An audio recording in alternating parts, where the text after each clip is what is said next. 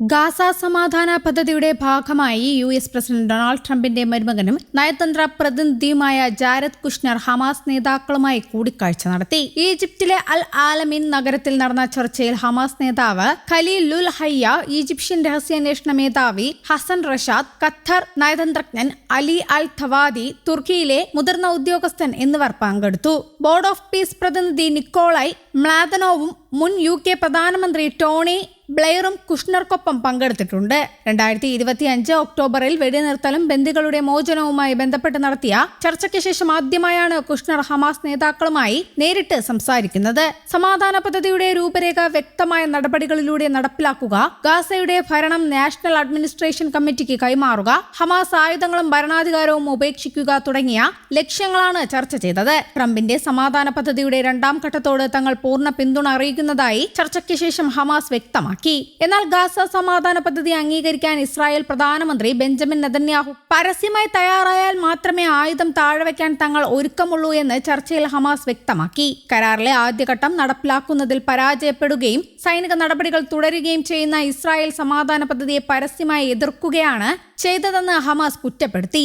ഇസ്രായേലിനെതിരെ ശക്തമായ നിലപാട് സ്വീകരിക്കാനും വെടിനിർത്തൽ വ്യവസ്ഥകൾ കർശനമായി പാലിക്കാൻ അവരെ നിർബന്ധിക്കാനും മധ്യസ്ഥ രാജ്യങ്ങളോടും സമാധാന ബോർഡിനോടും ഹമാസ് ആവശ്യപ്പെട്ടു. ഇസ്രായേൽ തുടർച്ചയായി വെടിനിർത്തൽ കരാറുകൾ ലംഘിക്കുന്നതിനെ സംബന്ധിച്ച് ഹമാസ് നേതാക്കൾ കുഷ്നറെ ധരിപ്പിച്ചതായി പലസ്തീൻ വൃത്തങ്ങൾ വ്യക്തമാക്കി. അതേസമയം ഗാസയിലെ ജനങ്ങളെ കുടിയിറക്കാനുള്ള ഏത് നീക്കത്തെയും അമേരിക്ക എതിർക്കുന്നുവെന്ന് കുഷ്നർ വ്യക്തമാക്കിയതായും റിപ്പോർട്ടുകളുണ്ട്. ഇതിനിടയിലും ഗാസയിൽ ഇസ്രായേൽ വ്യോമാക്രമണങ്ങൾ തുടരുകയാണ്. ഖാൻ യൂനൂസിലും നുസൈറാത്ത് അഭയാർത്ഥി ക്യാമ്പിലുമുണ്ടായ ആക്രമണങ്ങളിൽ നിരവധി സാധാരണക്കാർക്ക് പരിക്കേറ്റു. ഹമാസുമായുള്ള ചർച്ചയ്ക്ക് ശേഷം Kushner Egyptian president Abdul Fattah al സിസിയുമായും പ്രത്യേക ചർച്ചകൾ നടത്തി. ഇതിനുശേഷം നെതന്യാഹുവുമായി കൂടിക്കാഴ്ച നടത്തുന്നതിനായി അദ്ദേഹം ഇസ്രായേലിലേക്ക് തിരിച്ചു. ഗാസയിലേക്കുള്ള മാനുഷിക സഹായം ഉറപ്പാക്കുക, തകർന്ന അടിസ്ഥാന സൗകര്യങ്ങൾ പുനർനിർമ്മിക്കുക തുടങ്ങിയ ആവശ്യങ്ങൾ കുഷ്നർ നെതന്യാഹുവിന് മുന്നിൽ വെച്ചേക്കും.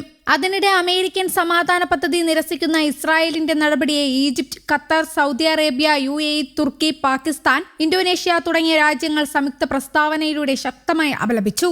സമാധാന ശ്രമങ്ങളെ അട്ടിമറിക്കുന്ന ഇസ്രായേലിനെ കൊണ്ട് കരാർ അംഗീകരിപ്പിക്കാൻ അമേരിക്ക സജീവമായി ഇടപെടണമെന്നും അവർ ഒന്നടങ്കം ആവശ്യപ്പെട്ടിട്ടുണ്ട്.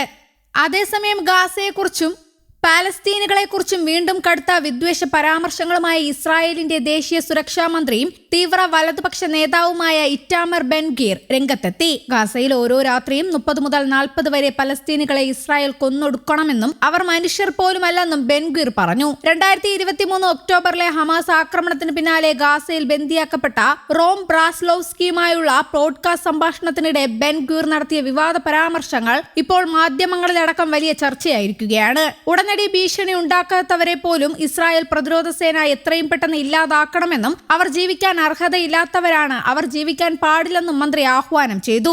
റോം ബ്രാസ്ലാവ്സ്കിയുടെ ഒക്ടോബർ 8 എന്ന പുതിയ പോഡ്കാസ്റ്റിന്റെ ആദ്യ എപ്പിസോഡിൽ സംസാരിക്കവെയാണ് ബെൻ ഗ്വീർ ഈ കടുത്ത വാക്കുകൾ ഉപയോഗിച്ചത്. പ്രധാനമന്ത്രി ബെഞ്ചമിൻ നെതന്യാഹുവിന്റെ സർക്കാരിലെ ഏറ്റവും നിർണായക പദവികളിലൊന്ന് വഹിക്കുന്ന വ്യക്തിയാണ് ഇദ്ദേഹം. അമേരിക്കൻ പ്രസിഡന്റ് ഡൊണാൾഡ് ട്രംപിന്റെ സമാധാന പദ്ധതിയുമായി മുന്നോട്ട് പോകാനുള്ള അന്താരാഷ്ട്ര സമ്മർദ്ദങ്ങൾക്കിടയിലും നെതന്യാഹുവുമായി തനിക്ക് ഇക്കാര്യത്തിൽ വിയോജിപ്പുണ്ടെന്ന് ബെൻ ഗ്വീർ തുറന്നടിച്ചു. പ്രധാനമന്ത്രിയോട് എനിക്ക് വിയോജിപ്പുണ്ടെന്ന് ഒരു രഹസ്യമല്ല.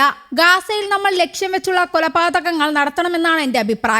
ഓരോ രാത്രിയും 30 മുതൽ 40 വരെ വീതം ഇല്ലാതാക്കണം. ഉടനടി ഭീഷണി ഉയർത്തുന്നവരെ മാത്രമല്ല, ജീവിക്കാൻ ഒട്ടും അർഹതയില്ലാത്ത നിരവധി പേർ അവിടെയുണ്ട്. അവർ ജീവിക്കാൻ പാടില്ല, അവർ മനുഷ്യർ പോലുമല്ല എന്നും ബെൻ ഗ്വീർ പറഞ്ഞു. News desk, Kerala Kaumudi.